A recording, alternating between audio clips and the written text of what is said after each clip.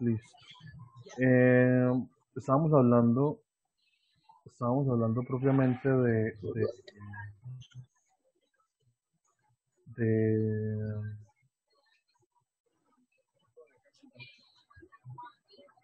del impulso unitario.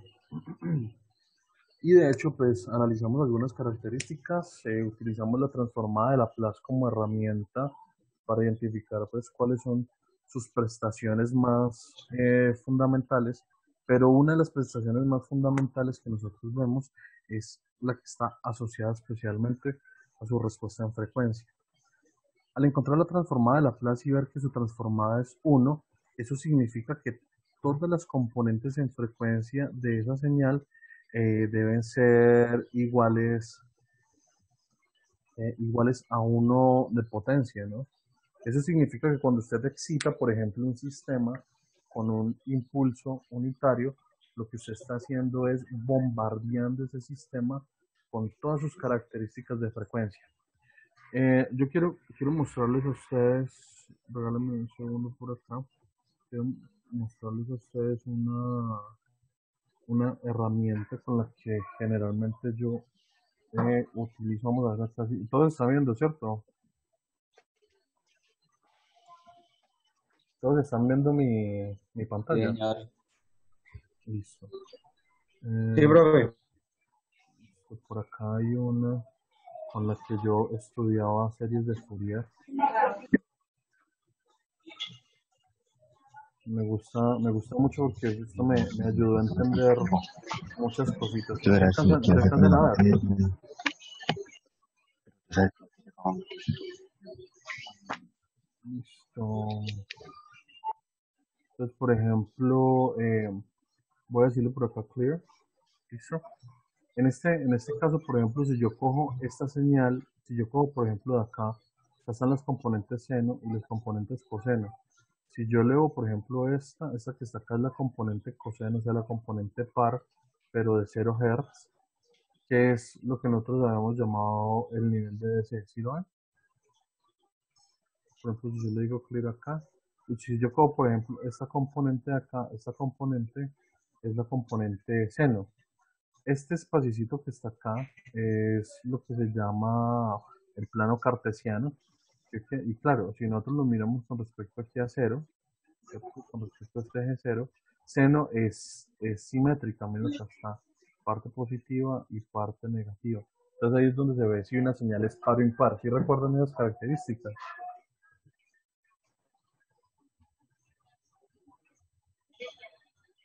Bueno, entonces básicamente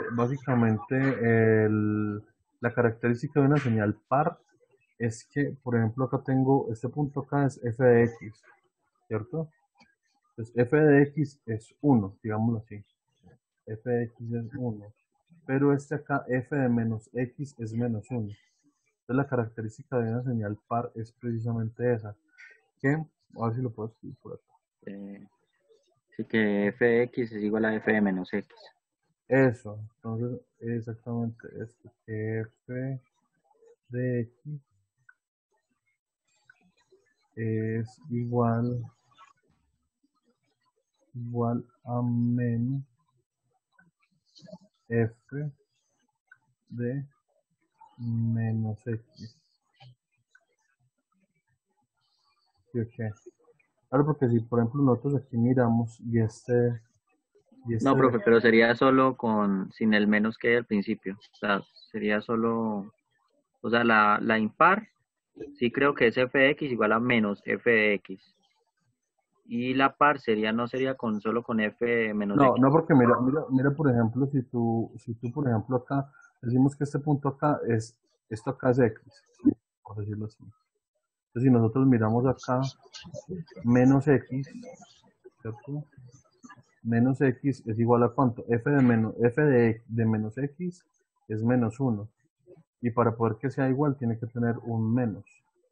O sea que acá menos f de menos x es igual a f de x. Esa es la igualdad. Sí, profe. Sí, sí, tiene razón.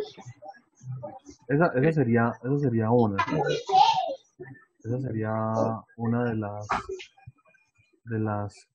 bueno, esto no es señales, ¿sí? podremos mirarlo. Estoy tratando de que ustedes miren a ver si lo recuerdan. Y la otra es esta. Esta sí sería una par, ¿no? Y digamos, por ejemplo, que este sí sería este f de x, que está acá, ¿cierto? Es igual a f de menos x, que esa sería la que estaban diciendo hace un momentico. Este que sería que acá en este caso f de x sí sería igual, esto es el que estoy escribiendo, ¿cierto? Igual a f de menos x, ¿cierto? Solamente cambia este signo que está acá. Y claro, si ustedes dicen que este es x acá, entonces este sería f de x, y acá tenemos a menos x, ¿cierto? Y f de menos x sería este, son iguales. Eso se le conoce como una señal par. Listo, ya recordamos ahí pues un poquito de señales. En ese orden de ideas, lo que yo quería mostrarles a ustedes es que las señales sinusoidales y cosenoidales, pues dentro del espectro tienen unas características muy específicas, ¿no? Muy específicas entre ellas. Entonces, por ejemplo, si yo cojo una sawtooth o un diente de sierra, la transformada de esa señal tiene esta forma. Como ella es impar, ¿cierto? Entonces todas las componentes que tienen que ver con las componentes pares son cero o casi cero, pero los que son impares, ahí ya se nota, ya se ve el espectro propiamente. La señal cuadrada, ¿cierto? Como acá está dibujada también de forma par, lo mismo, ¿cierto? Bueno, por ejemplo, si yo intentara recuperar, por ejemplo, una señal seno aquí, entonces al intentar hacerla que se parezca a la seno dentro de esas características, él me va a mostrar que la mayor componente de potencia está en la señal seno, ¿cierto? Y el resto de componentes, pues son los componentes que aparecen ahí por la distorsión de la señal, pues aparecen los componentes armónicos. Lo que yo quería mostrarles es básicamente esto, ¿cierto? Si yo hiciera solamente un puntico acá, si yo hiciera solamente un puntico ahí, ¿sí lo ven? Sí, profe. A ver si lo logro hacer, ¿cierto? Aumentemos los términos. Acá no me lo deja ver bien.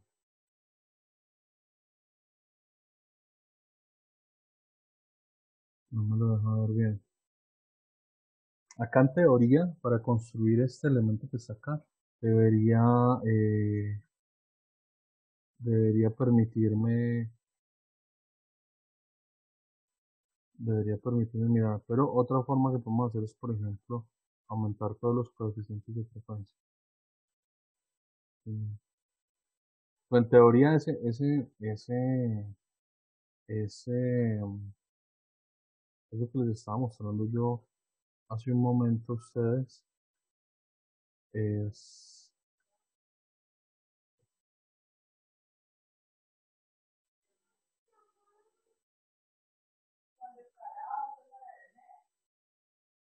bueno, acá me voy a demorar un ratito, no hay forma de cómo ampliarlas todas.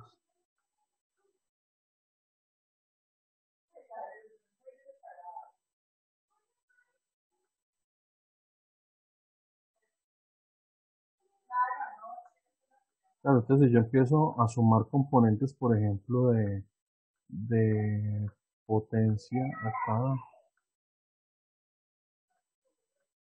pues miren que la señal empieza a presentar unas características.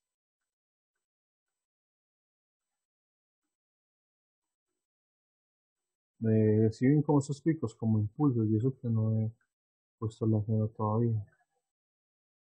Pues mire que la seno empieza como a concentrar más esa energía hasta que de alguna forma las señales empiezan a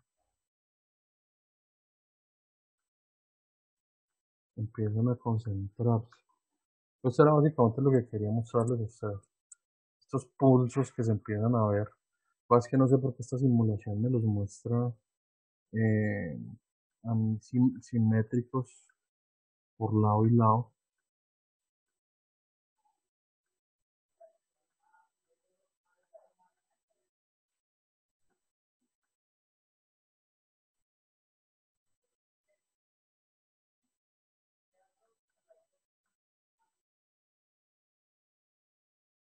En fin, eso es lo que quería mostrarles, ¿cierto? Entonces, claro, cuando yo tengo un impulso, por ejemplo, estas características, un pico, lo que estoy haciendo es llenando, por ejemplo, de armónicos la entrada del sistema y algunos de estos pueden entrar en resonancia con las respuestas, con los polos, con las frecuencias naturales de cada uno de los polos y por ende, pues ahí se ve la respuesta del sistema, ¿no? Lo que estamos haciendo, teniendo pues una oscilación pues de estas señales. Esto me deja cabreado porque no lo muestro mejor. Bueno, démoslo por ahora ahí, pero entonces voy a ver cómo hago para mostrárselo mejor. Entonces, listo. Esa es la respuesta. Lo que hace el sistema, pues, y vimos algunos ejemplos con el carrito y todo eso, algunas armas, ¿cierto? Y ese concepto es muy fundamental. Entonces acá fue donde vimos que, claro, para nosotros decir, o partiendo, por ejemplo, que nuestro sistema, de que un sistema tiene esta salida, y de s es igual a h de s por u de s, cuando u de s es igual a 1, que es el escalón, entonces yo tengo que y de s es igual a h, perdón, de s.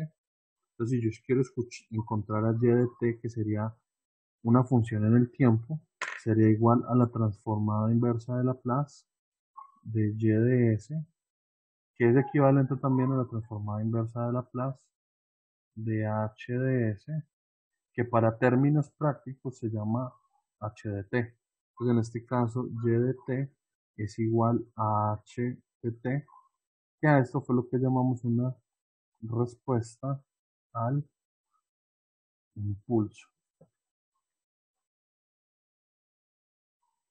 Listo. Y esa respuesta al impulso, pues es bastante importante porque pues a partir de, por ejemplo, de mandarle impulsos unitarios a un sistema y capturar su respuesta, pues yo puedo encontrar a H, ¿cierto? A partir de y de t, que es lo que yo identifico, encuentro H y a partir de H yo me puedo devolver hasta su función de transferencia y obtener un modelo matemático de ese sistema.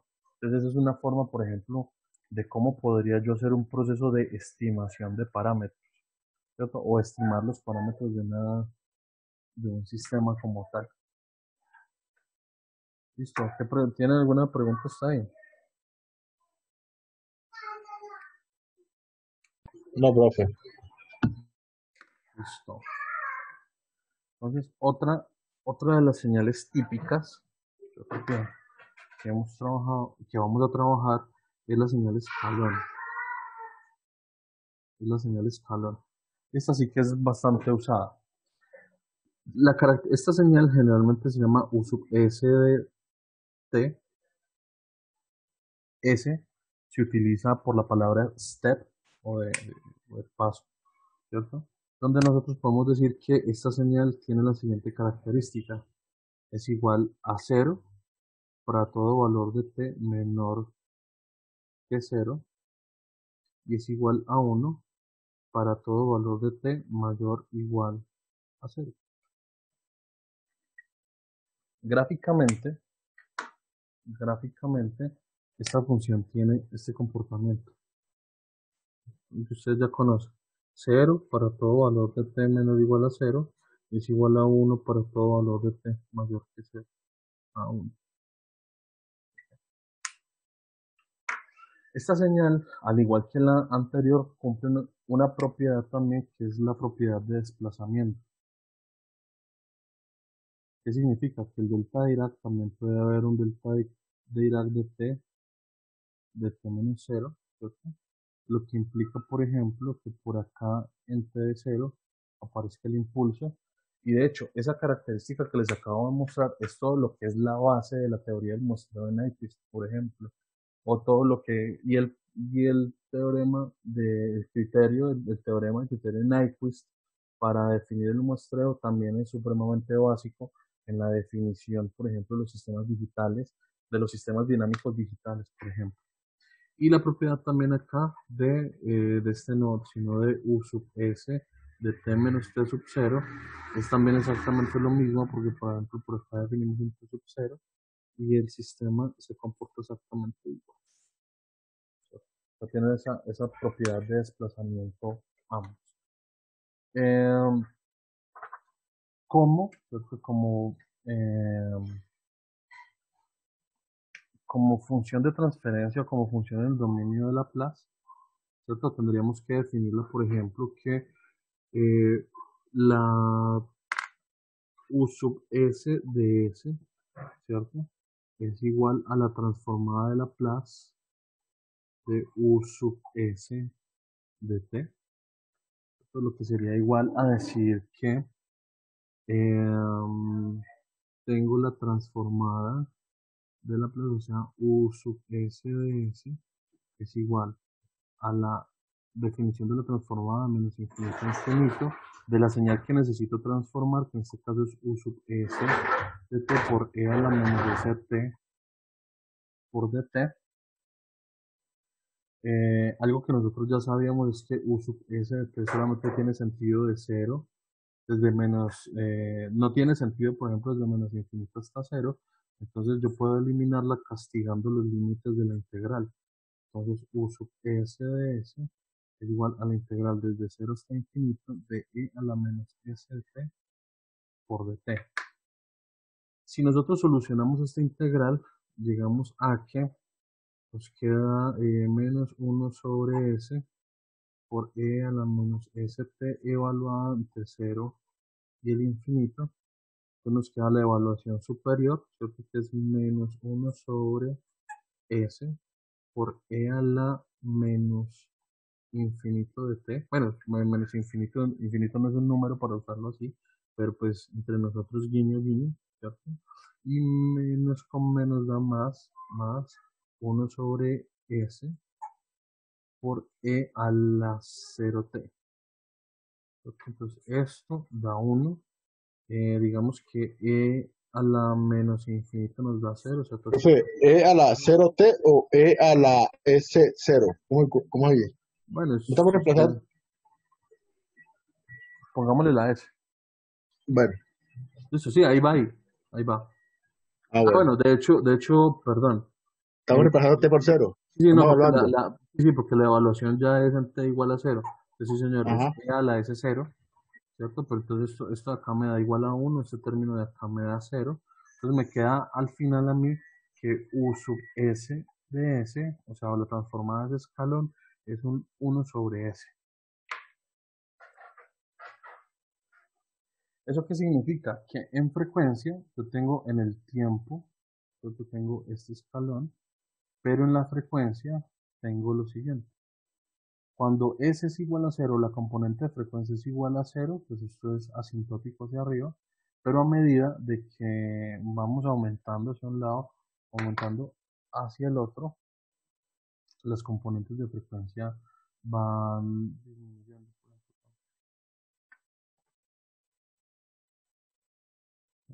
Por ejemplo, por acá por este lado, por acá por este lado, hay un problema porque si lo miramos matemáticamente, los números negativos nos tendrían que dar este elemento asintótico como por acá. O sea que, en teoría, nosotros estaríamos eh, fulminando el sistema o llenándolo pues como con coeficientes armónicos acá en este punto. Entonces, hay un consenso general, ¿cierto? Que básicamente la transformación de este escalón o de este elemento acá, pues es una simetría con respecto al eje, ¿cierto? Porque no existen componentes de frecuencias negativas. Entonces, hay unos que dicen que lo estamos llenando así de esta manera. Viéndolo en teoría desde lo que se llama la potencia, ¿no? La potencia de H. Porque recuerden que los espectros en frecuencia se miran es de los espectros de potencia, ¿no? Y la potencia, así vaya en un sentido o en el otro, pues el flujo de potencia siempre es positivo. Y estas son las dos señales típicas, ¿cierto? Las dos señales típicas que nosotros vamos a manejar, que son el delta T, que es el impulso, y tenemos a U sub S de T, que es el escalón. Hay otras señales que tienen también características para que se pueden llamar básicas. Entonces, por ejemplo, este es el escalón, pero tendríamos también, por ejemplo, la rampa uniforme, ¿cierto? O la rampa unitaria también que se llama.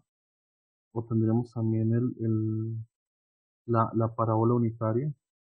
O tendríamos también la, la, la que sigue, pues, ya esta es de orden, por ejemplo, esta sería de orden cero, esta ya sería de grado uno, esta ya sería de segundo grado, estas serían de orden superior, ¿cierto? Pero generalmente no se usan o típicamente no se usan porque todo lo que es respuestas básicas de un sistema dinámico se interpretan específicamente con estas dos primeras. ¿Por qué? El impulso, por lo que ya les había comentado esta sesión y la anterior, eh, el impulso, el impulso generalmente no, el impulso bombardea con características de altísima frecuencia el sistema dinámico, ¿cierto? Entonces permite realzar ciertas características. Y este que está acá, el escalón, pues básicamente permite una variación de alto componente armónico, por ejemplo, esta variación, pero pasa de un estado de derivada cero a otro de derivada cero. Entonces, de hecho, hay algunos que dicen que el impulso es igual a la derivada con respecto al tiempo de U sub s de U sub s de t. Claro, porque si usted coge y deriva, por ejemplo, acá la derivada de esto es 0, 0, 0. La derivada de esta variación acá es un impulso hacia arriba y la derivada de esto es 0, 0, 0, 0.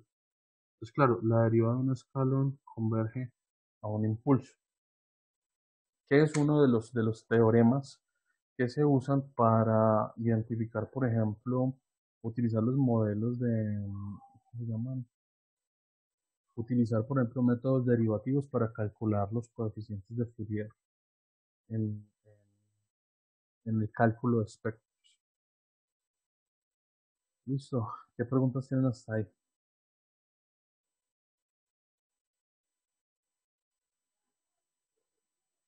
Está bien, profe. Está bien. Listo. Listo. ¿Solo Maya está ahí o qué?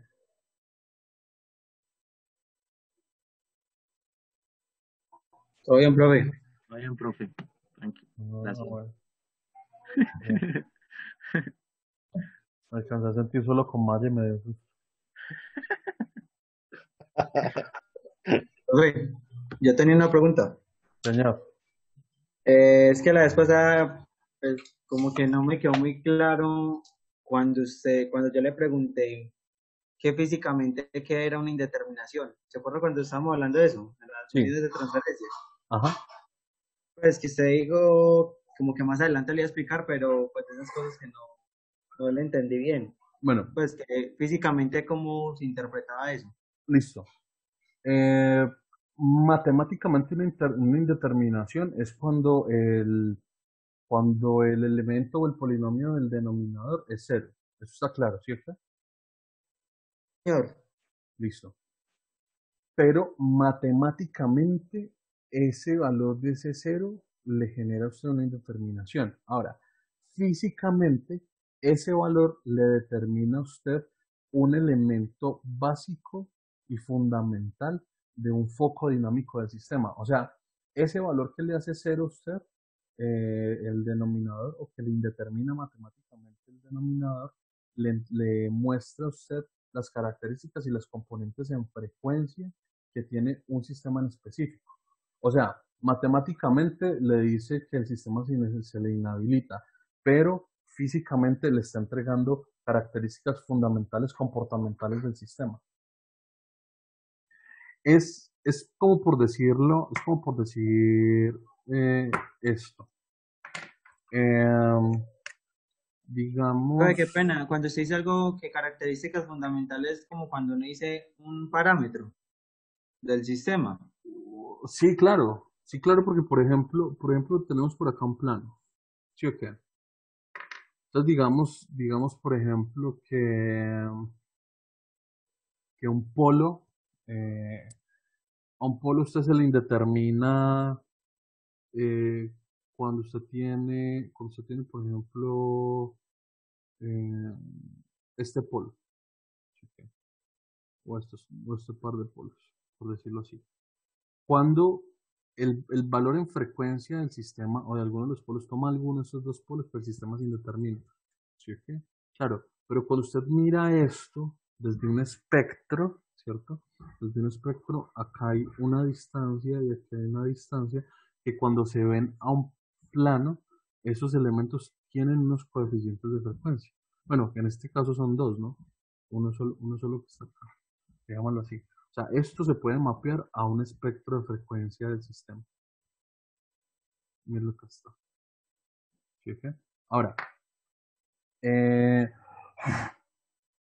¿eso qué significa? ¿Eso qué significa? Que cuando usted empieza, por ejemplo, a mover su sistema o, por ejemplo, a acercarse acá a este punto, esa indeterminación le empieza a mostrar a usted, por ejemplo, que cuando usted tiene esa indeterminación acá, usted empieza a moverse en frecuencia, entonces el sistema le muestra esto. Tan la indeterminación.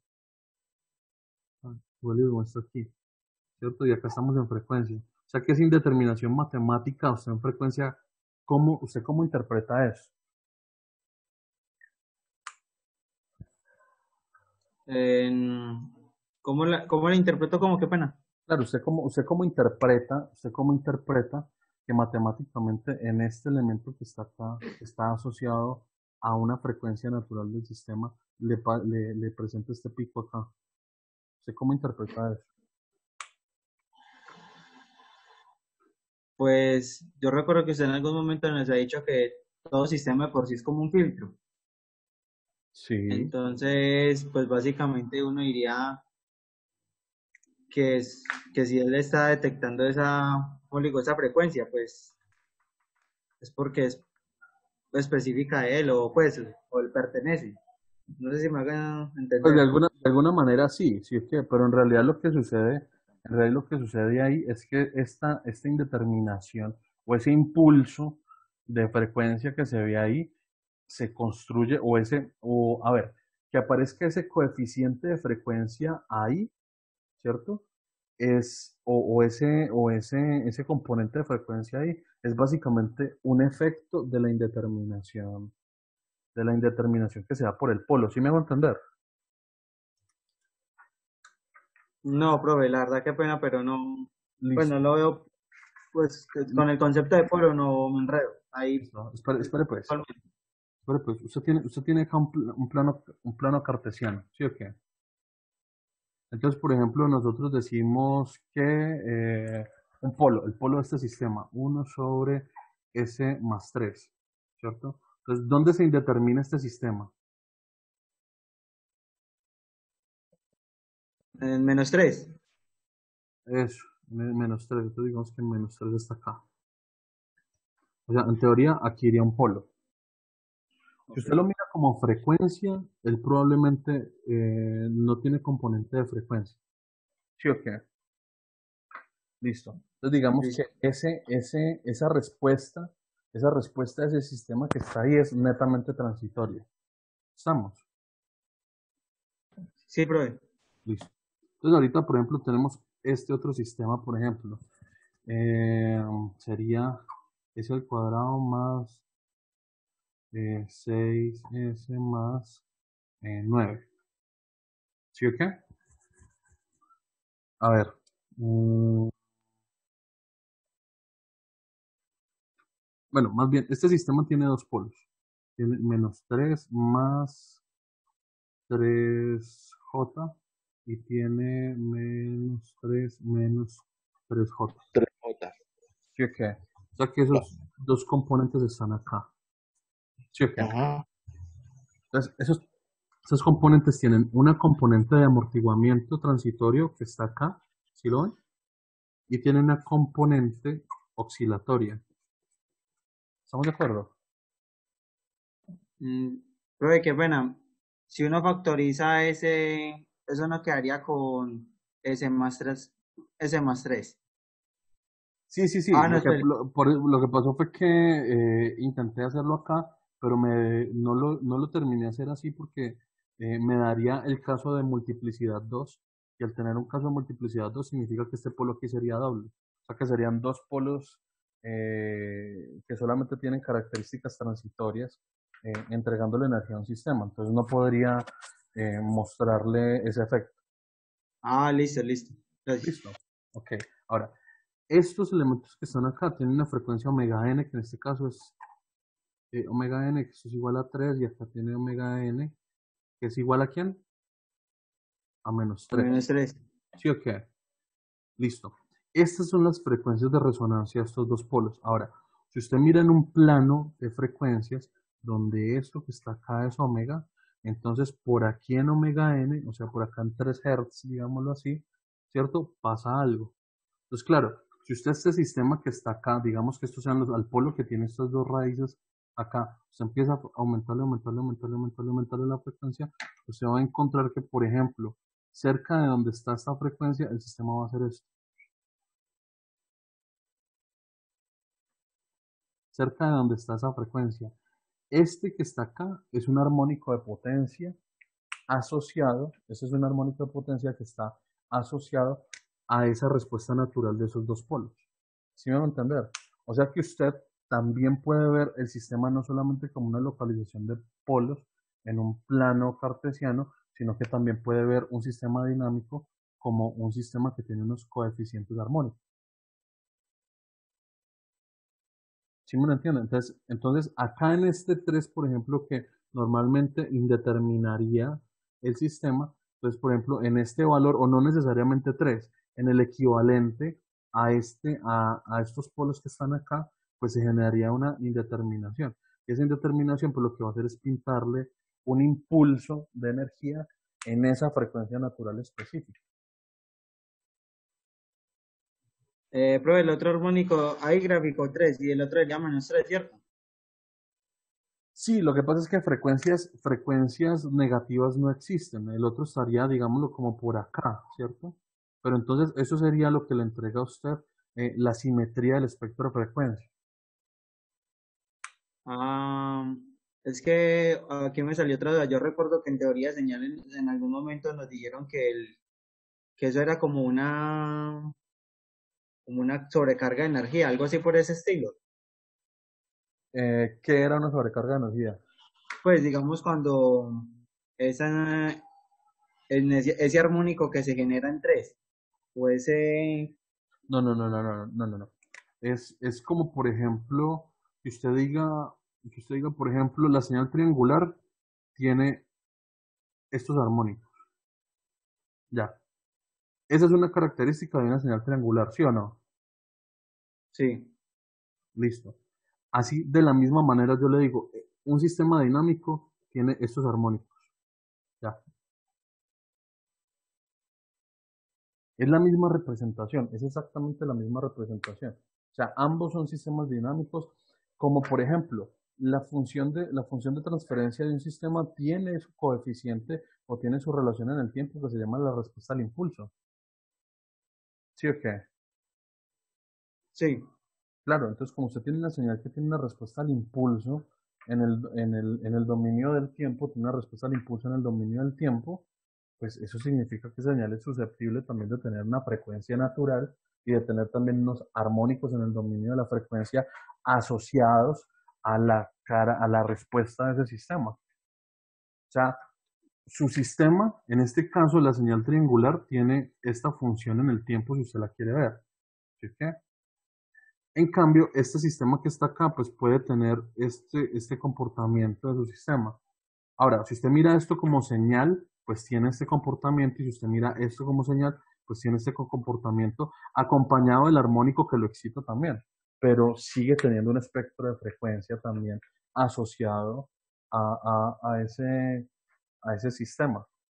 ¿Sí me entiende? Entonces, cuando usted habla específicamente de los polos desde el plano complejo, ¿cierto? Usted simplemente dice, bueno, los polos están acá y tienen este comportamiento, pero cuando usted habla de ellos como su respuesta en frecuencia propiamente para verlo, por ejemplo, como de un filtro, usted puede decir, ah, bueno, este mismo sistema pues tiene este espectro también. O sea, también es susceptible de ver desde el punto de vista de la excitación. Entonces, cuando usted mira lo que usted matemáticamente llama una indeterminación, ¿cierto? Matemáticamente llama una indeterminación, esa indeterminación se da o se puede ver muy parecida, es donde se generan estos impulsos, específicamente en el punto donde le genera usted la indeterminación, o sea, en el polo tal.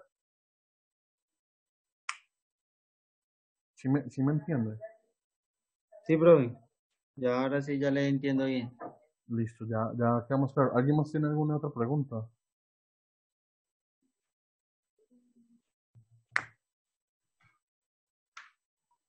No, profe, No, ninguna. señor. Listo. Para el resto de la gente quedó más claro la discusión con Bañal.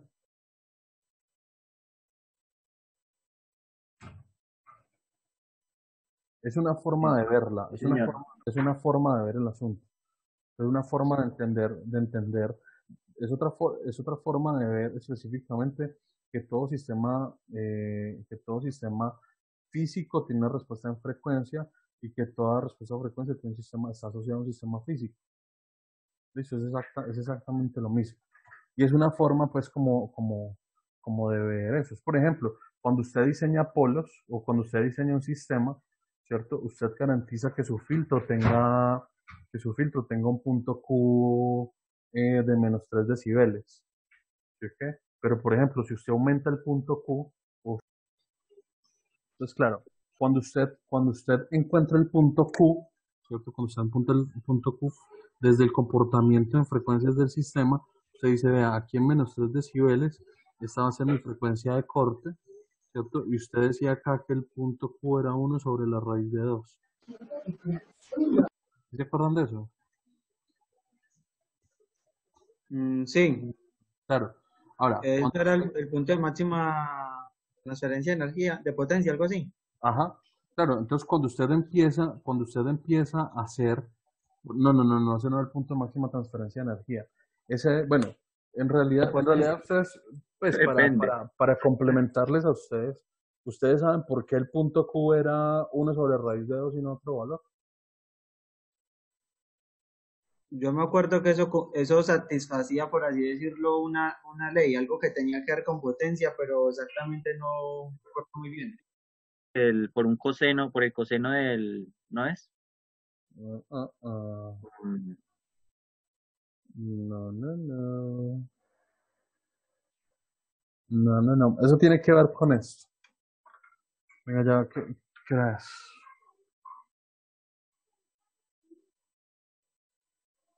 Listo, hagamos una cosa. Voy a utilizar estos 10 minuticos que nos quedan para aclararles ese asunto porque pues yo sé que no tiene, no, o sea, ustedes ya deberían de tener eso claro, ¿sí?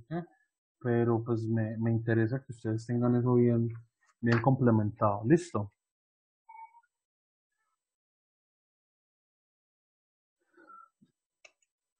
Bueno, el que calla otorga, supongo que sí.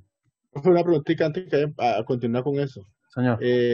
¿Usted cómo hace en este caso para hacer esa presentación ahí con un tablero y al mismo tiempo la cámara? ¿Cómo pone usted la cámara o tiene una cámara aparte? Okay. No te entiendo, ¿cómo así? O sea, en este momentico nosotros vemos la hoja. Sí. ¿Usted cómo hace para que se proyecte esa hoja como un tablero? ¿Cómo hace? ¿Tiene alguna Ah, otra cámara aparte o no, tengo una cámara aparte, claro. de una webcam? Sí, una webcam. Ah, ya. Sí. Espérate un tico. Profe, no tienen tampoco que ver con lo del valor RMS. No, Uy, no, entonces no me acuerdo de eso. Sí. Pillen pues. Cuando usted tiene una función de transferencia que modela, pues modela desde la respuesta en frecuencia de un sistema, usted tiene omega n cuadrado, s cuadrado, más, eso era omega n sobre q por s más omega n al cuadrado. ¿Sí o qué? A q es lo que se le llama factor de calidad, pero en realidad q es la ganancia en resonancia. Eso sí lo sabían, ¿cierto? Con respecto a Q, sí, que era el factor de calidad, sí, Eso, el factor de calidad, pero Q también es la ganancia en resonancia. exactamente. Listo. Ok. También se Ahora, ve mucho en comunicaciones, la parte Q. exactamente. Ahora, cuando usted dice Q, el, el Q para una buena calidad es 0,707, que es aproximadamente 1 sobre la raíz de 2, o que esto aproximadamente también es una atenuación de menos 3 decibeles. Decibeles, sí, señor. ¿Sí o qué? Sí, señor. Listo. Cuando usted hace un sistema con esta atenuación en la frecuencia de corte, usted lo que ve es que, por ejemplo, por acá en omega n, ¿cierto? Usted va a tener esa atenuación, ¿cierto? Digamos que esto es 1 y esto es 0,707. La tiene acá. ¿Sí o qué? Listo. Ahora, cuando usted hace esto y usted hace que este sistema tenga esta curva, este 707 le garantiza a usted que la fase de disminución o la decadencia por década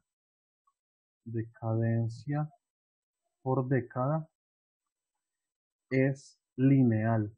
¿Qué significa? Que de este punto hacia abajo se comporta de manera lineal. Si usted lo hace con cualquier valor diferente, ese comportamiento deja de ser lineal. Entonces, por ejemplo, un factor Q o una ganancia Q de 3. ¿Sí? Un factor Q de 3 va a tener el siguiente comportamiento. Acá más o menos en la frecuencia de corte, por ejemplo, omega n, el sistema va a venir por acá, y él va a buscar su ganancia de 3 y luego va a empezar a buscar la decadencia, pero entonces ese sistema empieza a hacer esto. ¿Sí lo ven? Esta fase o esta decadencia por década ya no es lineal.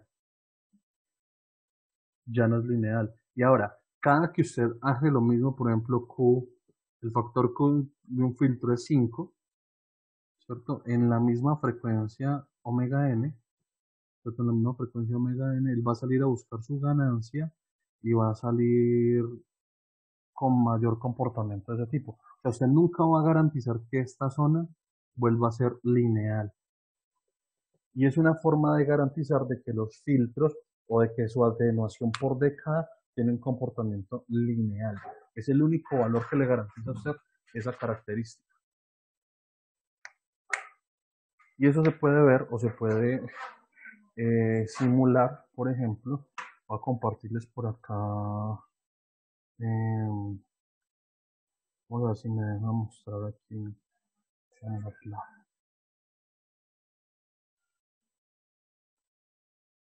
Claro, entonces, por ejemplo, él empieza a tratar de volverse lineal. Por ejemplo, él empieza a tratar de volverse lineal, pero por acá ya en muy lejos, ¿cierto? Muy lejos, digamos que por acá ya empieza a tener un comportamiento más lineal, ¿cierto? Pero resulta que en las zonas, en la zona de frecuencia, por ejemplo, donde él necesita hacer frecuencias de cortes, el comportamiento no es lineal. Entonces, eso es complicadísimo, porque si usted, dame un segundito, por favor.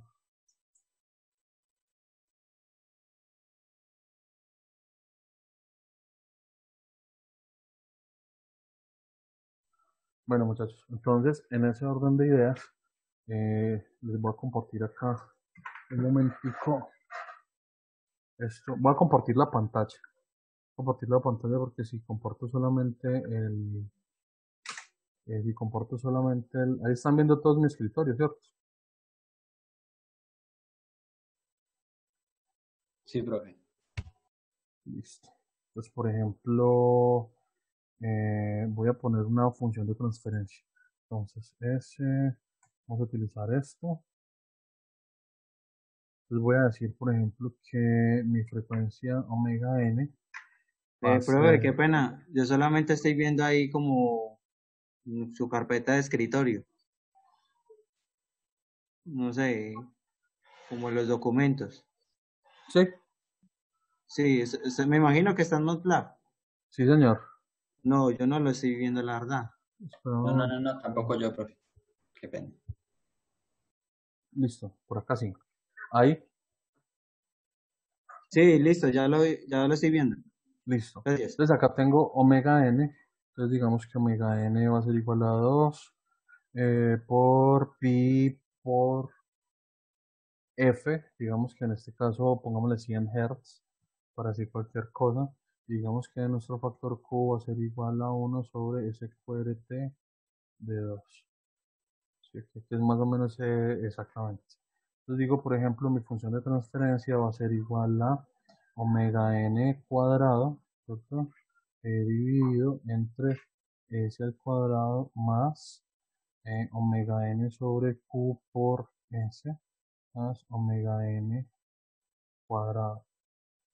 Esta sería mi función de transferencia, ¿cierto? Mi función de transferencia. Ahora si yo le digo bode de h, entonces él saca lo que es el diagrama de bode.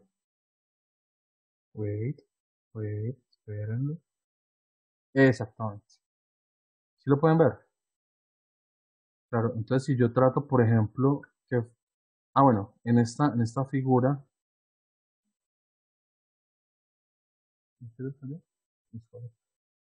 entonces, por ejemplo, si yo, por acá muestra características, magnitud y fase, eh, propiedades.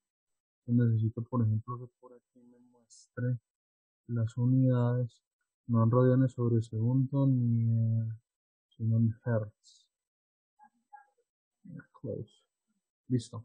Entonces, si yo vengo, por ejemplo, por acá y me paro cerca de los 100 Hz, ¿cierto? Miren, acá cerca de los 100 Hz tengo la atenuación ahí está en 102. Bueno, ahí están, digamos que ahí tengo la atenuación de los -3 dB y ahí estoy cumpliendo las características. Ahora, miren la característica de fase. ¿Cierto? Si usted mira la característica de fase, la fase es casi lineal. Ahora, por ejemplo, variemos el Q, ¿cierto? Variemos el Q. En este caso, Q ya no va a ser 2, sino que va a ser, por ejemplo, 3, ¿cierto? Punto y coma. Calculamos otra vez la función de transferencia y le decimos otra vez que nos muestre el bode. Entonces ya va a empezar a mostrar una protuberancia, ¿sí lo observan? Va a empezar a mostrar una protuberancia cerca de la frecuencia. Acá tendría que volverla a pasar a Hertz, esto es la galleta, porque él no le muestra, no le muestra uno por defecto. Eso, pero por ejemplo acá donde está el pico completamente alto, está cerca. ¿Cierto? Aquí me dice magnitud de 9,61. No veo la gráfica, se movió. ¿No se ve la gráfica? ¿Ahí la ve? Yo sí la veo. Sí, ahí se ve, profe, ahí se ve. Ah, Ahí bueno, está sí. monocuco, Ah, está monocuco. Sí la ven, Bueno, todo la ven. Yes, teacher, yes. Listo, ahí se ve todo monocuco. Monocuco. Listo. Ahora, si yo empiezo a aumentar, miren observen esto que es bien interesante. Si yo digo, por ejemplo, acá 30, Q en 30, calculo la función, ¿cierto? Y vengo y miro bode. Miren si ven lo que empieza a pasar, miren, acá pasa desde la frecuencia de corte hasta por acá, por ejemplo. Si ven que la fase alcanza a volverse a lineal, casi lineal por acá, ¿sí lo ven? Pero, por ejemplo, en esta zona después de la frecuencia de corte, que son las frecuencias sensibles, ¿cierto? Miren que el comportamiento es no lineal. Y el único valor que garantiza es eso. Ahora, voy a hacerlo mucho más grande. Por ejemplo, voy a hacer que este sea, por ejemplo, 60. Voy a mostrarle otra vez la función de transferencia. Y ahora miremos otra vez bode. Acá. ¿Sí ven? Ella cada vez va pareciéndose mucho más a un impulso, ¿sí lo observan? Y ese impulso se muestra en dónde? Ese pulso se muestra en units, hertz, close. Ese impulso en este caso se sigue mostrando ahí en los 100 Hz. ¿Sí lo ven? ¿Sí ven la ganancia aquí en decibeles? Ahora, si yo cojo la función de transferencia h punto, denominador de 1, este es el polinomio del denominador, ¿cierto? Entonces, ¿qué tal si yo le digo este polinomio roots? Entonces acá en este caso él me va a mostrar los polos de ese sistema. Ahora, miren qué sucede con los polos. Miren qué sucede con los polos. Estos polos que están acá, ¿cierto? Tienen una parte real ¿de qué tipo? ¿Estable o inestable? ¿Este sistema es estable o inestable? Negativa. Claro, entonces como son negativos, eso significa que el sistema es estable o inestable. Estable. El sistema es estable. Inestable. No, estable. Ah, estable porque está en el, estable porque está en el lado de Semiplano complejo izquierdo. los, ajá, del lado izquierdo, correcto. Exactamente. Entonces, claro, cuando yo tengo esto en el semiplano complejo izquierdo, ¿cierto? Sé que el sistema es estable, pero miren que la parte real o la parte transitoria tiende a cero. O sea que la parte predominante es de qué características? Oscilante, ¿cierto? A estas raíces de acá le digo que me muestre el valor absoluto, ¿cierto? El valor absoluto. Esto que está acá serían la frecuencia en radianes que tenemos. Y si cogemos este 628 y lo dividimos entre 2pi, ¿qué obtenemos? 100 Hz. ¿Sí o qué? O sea que ese polo que modela este sistema, ¿sí lo están viendo?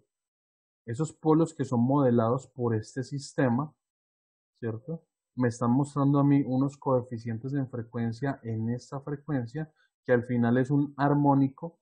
¿Un armónico en qué frecuencia? En 100 Hz. Y es exactamente lo que nos está mostrando acá.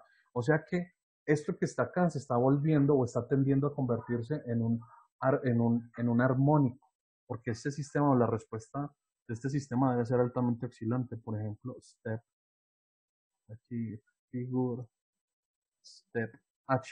Debe ser una respuesta de un sistema con altas oscilaciones. Mirenlo, ahí está. ¿Sí? Y estas oscilaciones son cerca de 100 Hz. Esta frecuencia de oscilación está cerca de 100 Hz. Es estable, miren lo que tiene un comportamiento convergente. ¿Sí? Un sistema sobreamortiguado, profe. ¿Cómo? Un sistema sobreamortiguado. Claro, es un sistema subamortiguado, o sea, tiene bajo Eso es. amortiguamiento. Exactamente. Ajá. Pero miren lo que pasa, o sea, ese aumento del punto Q o ese aumento de esa ganancia en la frecuencia de resonancia, lo que hace es verse reflejado en el sistema como una alta oscilación. Claro, y si yo hago, por ejemplo, que este impulso crezca mucho más todavía, por ejemplo, ya no 60, sino 600, por ejemplo, vuelvo y calculo, por ejemplo, acá la función de transferencia y vuelvo y le digo a él que me muestre, por ejemplo, el bode de H. Bueno, vuelvo y le digo que me muestre el bode de la función H. Entonces vamos a ver, cada vez se va a parecer más a un impulso, ¿sí lo ven?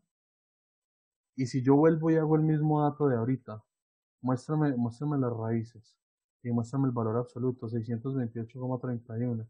Y si cojo este 628,31 y lo divido entre 2pi para pasarlo a Hertz, ¿qué sigue? sigue apareciéndome el armónico en 100 Hz, en la frecuencia de resonancia.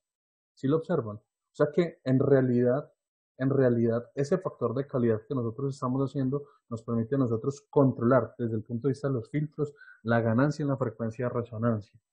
Pero desde el punto de vista de los sistemas dinámicos, nos muestra a nosotros la potencia del armónico en la frecuencia de ese elemento. Y se los estoy mostrando que hay una relación. ¿Cómo se los muestro? Tengo una función de transferencia, a esa función de transferencia le saco las raíces y a partir del resultado de las raíces estoy encontrando cuál es la frecuencia de resonancia de él y miren que es la misma con la que diseñé el filtro. ¿Sí ven? O sea que sí hay una relación estrecha entre las funciones de transferencia y, y las funciones para el diseño de filtros. Aquí está visto. Entonces sí hay una relación directa. Entonces digamos que esa discontinuidad que se empieza a presentar ahí es la que se presenta en dónde. En dónde nos dio 100. Acá en este caso la misma frecuencia de resonancia. Pero miren dónde empieza a aparecer la discontinuidad. Aquí en este punto, claro, y ese es el comportamiento de hecho. Ese es el efecto. O sea, cada una de las raíces del sistema se representa como una discontinuidad en algunos casos del sistema, pero esa discontinuidad está moderando la potencia de cada armónico. Y ya vimos que cada armónico aporta unos coeficientes en frecuencia al comportamiento total del sistema. ¿Cómo la ven hasta ahí, muchachos? Muy bien, profe. Excelente. Muy bien. Bien, profe.